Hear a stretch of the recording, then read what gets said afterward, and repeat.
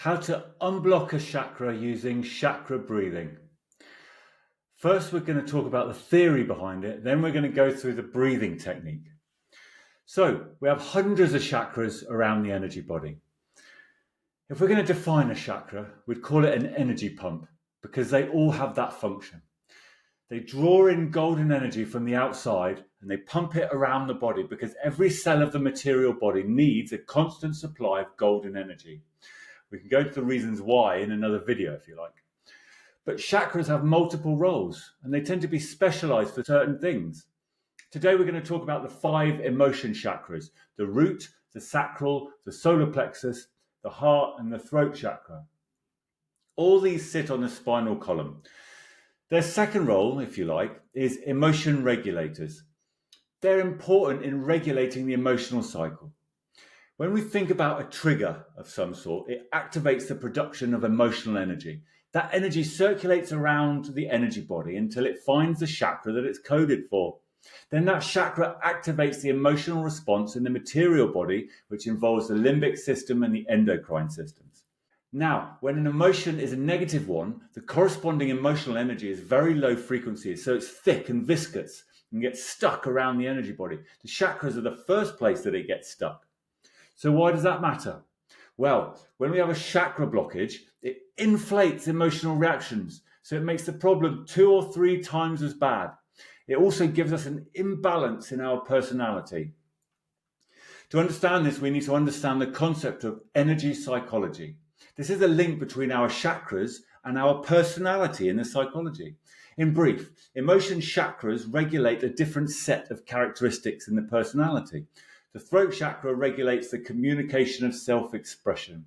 The heart chakra regulates all our loving relationships. The solar plexus regulates our identification with beliefs. Our sacral regulates the reproduction and parental care.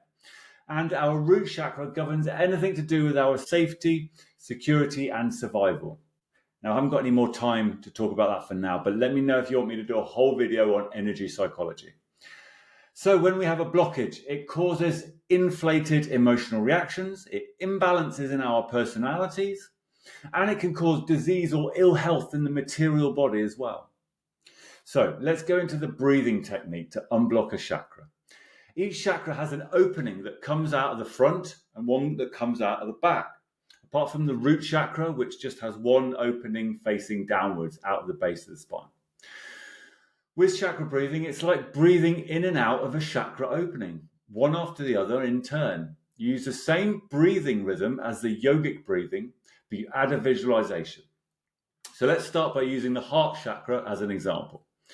On the in-breath, visualize green energy coming into the heart opening and filling up your whole body with green energy. Then on the out-breath, you blow that green energy back out of the same way, out of the same chakra opening. So you're basically breathing in and out of the front of your chest with green energy. You do that for about 4 or 5 breaths, and then you move to the back aspect of the chakra and repeat it because the back aspect needs cleaning as well as the front. Now you can think of your chakras as a water pump that you're cleaning by forcing water through it, which forces it to spin.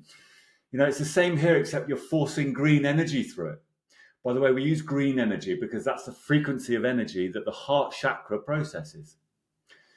So after that, you go through all of your emotion chakras and do the same exercise using their respective colors. So light blue for the throat, green for the heart, yellow for the solar plexus, orange for the sacral, and red for the root.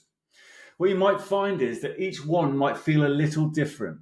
You might find it very easy to see the color in one of them, but then more difficult in another. That might mean you have a blockage. Or you might even see dark colors like browns or grays or blacks, which could also mean you're seeing the blockage. And by the way, it doesn't actually matter if you see anything or not, because the exercise works through the intention process of the mind. So it's doing its job whether you actually see something or not. So don't worry if you don't see anything. Okay, that's a start to chakra breathing. Give that a go and then put your questions in the comments. There's always questions when it comes to chakra breathing. It's a fascinating topic. Okay, see you soon.